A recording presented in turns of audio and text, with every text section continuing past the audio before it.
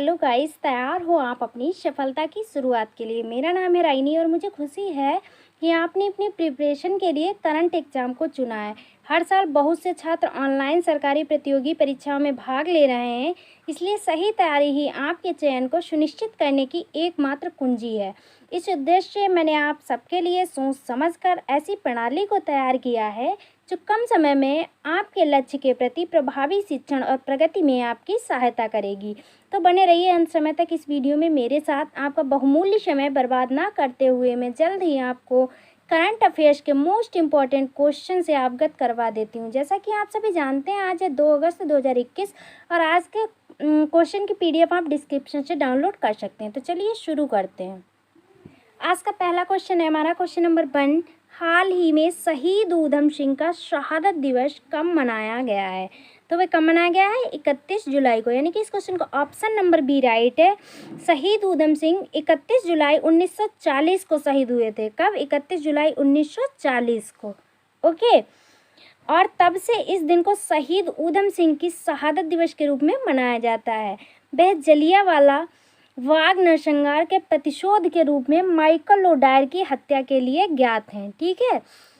वह जीवन के प्रारंभिक चरण में एक क्रांतिकारी बने और अपने जीवन के उद्देश्य की पूर्ति के लिए कई देशों का दौरा किया। ओके, अब नेक्स्ट अगला क्वेश्चन है हमारा क्वेश्चन नंबर 2। हाल ही में भारत और चीन के बीच कौन से दौरे की वार्ता हुई है? तो वह कौन से दौरे की वार्ता हुई है? 12वें दौरे की। यानी कि इस क्वेश्चन का ऑप्शन नंबर डी राइट है।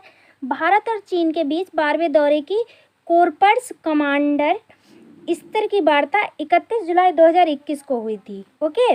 वार्ता में भारतीय प्रतिनिधिमंडल का नेतृत्व लेह स्थित 14 कोरप्स के कमांडर लेफ्टिनेंट जनरल PG के मेनन ने किया। किसने?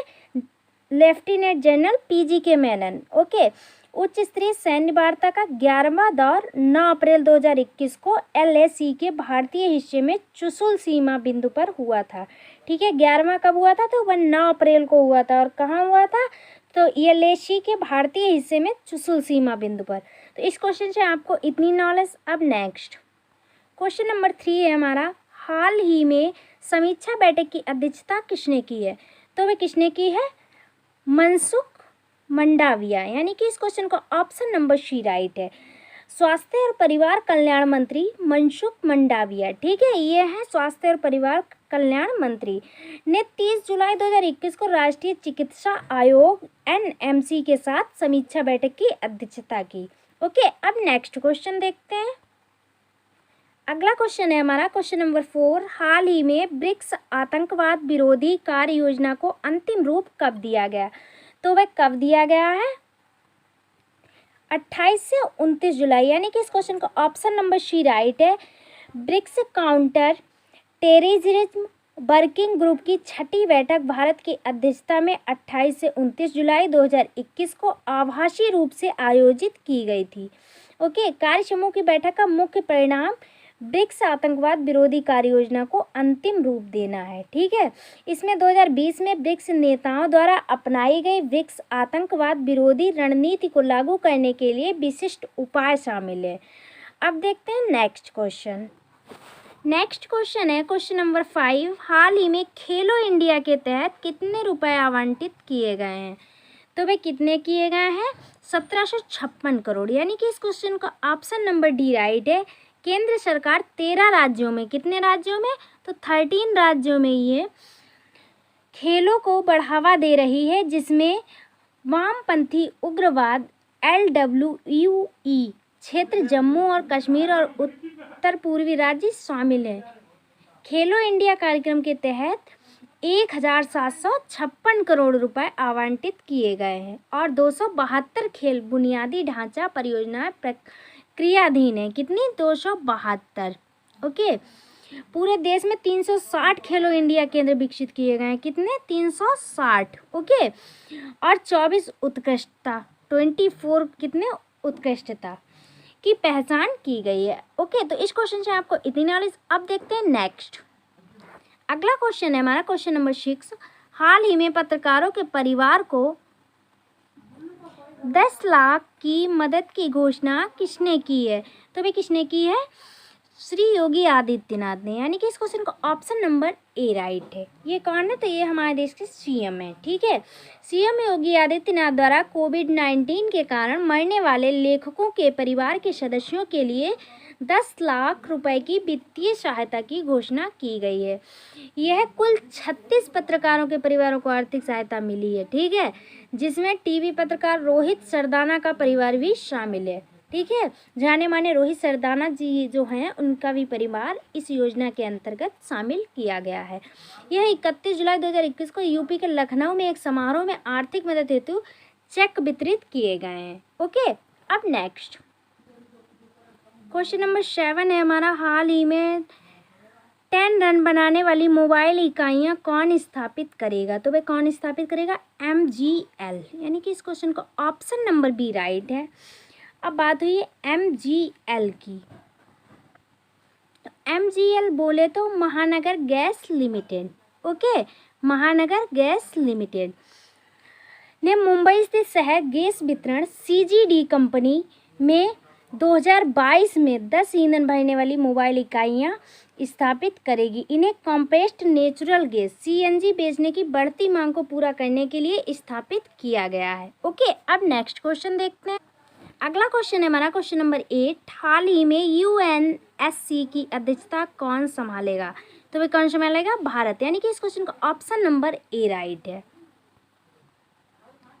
भारत 1 अगस्त 2021 को संयुक्त राष्ट्र सुरक्षा परिषद की अध्यक्षता संभालेगा। ये महीने के दौरान समुद्री सुरक्षा, शांति स्थापना और आतंकवाद विरोधी 3 प्रमुख क्षेत्रों में हस्ताक्षर कार्यक्रमों की मेजबानी करेगा। ठीक है, सुरक्षा परिषद के एक अस्थायी सदन के रूप में भारत का 2 साल का कार्यकाल 1 जनवरी 2021 को शुरू हुआ है। भारत अपने कार्यकाल के आखिरी महीने दिसंबर 2022 में फिर से परिषद की अध्यक्षता करेगा। कब से? 2022 से। ओके, अब नेक्स्ट क्वेश्चन नंबर 9 है हमारा, हाल ही में भारत बिल पेमेंट सिस्टम का नया CEO किसे नियुक्त किया गया है?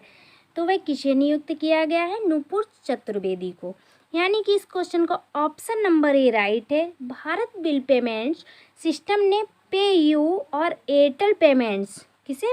पेयू और एयरटेल पेमेंट के साथ पूर्व कार्यकारी नुपुर चतुर्वेदी को अपना नया CEO नियुक्त किया है। ठीक है, इन्हें अपना CEO नियुक्त किया है। चतुर्वेदी इस नियुक्ति से पहले पेयू में लघु और मध्यम व्यवसाय के कंट्री हेड थी। कौन थी? Country head. उन्होंने पहले Airtel payments bank, Samsung, ING, best bank और सिटी बैंक के साथ विभिन्न वरिष्ठ भूमिकाओं में काम किया है। ओके, अब देखते हैं नेक्स्ट क्वेश्चन नंबर 10 है, हाल ही में कितने बाघ अभ्यारण्य को वैश्विक CATS की मान्यता मिली है? तो वह कितने को मिली है? 14, यानी कि इस क्वेश्चन का ऑप्शन नंबर सी राइट है। अब यहाँ पर बात हुई है CATS की मान्यता, तो ये CATS है क्या? तो कंजर्वेशन एश्योर्ड टाइगर स्टैंडर्ड्स। ठीक है, क्या है? Conservation assured tiger standards.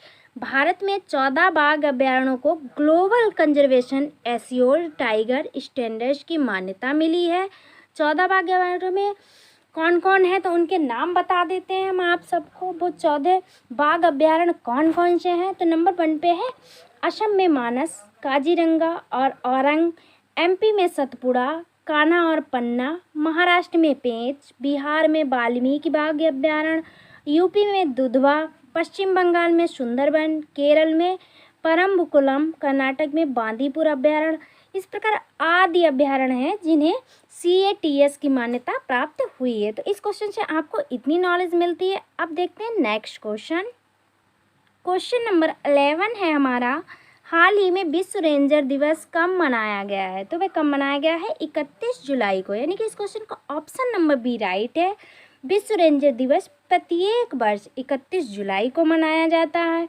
यह दिन ड्यूटी के दौरान घायल और मारे गए रेंजरों को श्रद्धांजलि देता है। ठीक है, ये मारे गए घायल रेंजरों को श्रद्धांजलि देने के लिए ये दिवस मनाया जाता है। पहला विश्व रेंजर दिवस कब मनाया गया था? तो वह 2007 में मनाया गया था। कब? 2007 में। किसके द्वारा? IRF के द्वारा। किसके द्वारा? IRF के द्वारा। IRF बोले तो इंटरनेशनल रेंजर फेडरेशन की।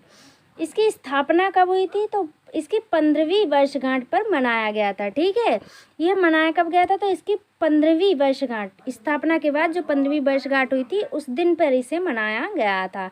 इस दिन का आयोजन इंटरनेशनल रेंजर फेडरेशन के 23 सदस्य संघ द्वारा किया जाता है। कितने? 63 सदस्य के द्वारा। ओके, तो इस क्वेश्चन से आपको इतनी नॉलेज मिलती है। अब आपके लिए कल वाली वीडियो का आंसर है। क्वेश्चन था हाल ही में महाराष्ट्र भूषण के लिए किसका चयन किया गया है? तो भाई किसका किया गया था? आशा भोसले का, यानी कि इस क्वेश्चन का ऑप्शन नंबर सी राइट था। अब आपके लिए आज का चैलेंजिंग क्वेश्चन है जिसका आंसर आपको कमेंट बॉक्स में देना है। क्वेश्चन है हाल ही में एवी योजना के तहत कितने परिवार शामिल किए गए हैं? 4 ऑप्शंस दिए गए हैं। राइट आंसर आप कमेंट बॉक्स में बता सकते हैं, और जितना भी क्वेश्चन के बारे में डिटेल में पता है तो वह कमेंट बॉक्स में ज़रूर लिखिएगा। तो आज की वीडियो में बस इतना ही। अंत में बस एक ही बात कहना चाहूँगी, अगर आप वीडियो को देखते हैं तो 100% फोकस के साथ देखिए, क्योंकि जिस काम में आप अपना 100% देते हैं उसमें कामयाब होने से कोई नहीं रोक सकता।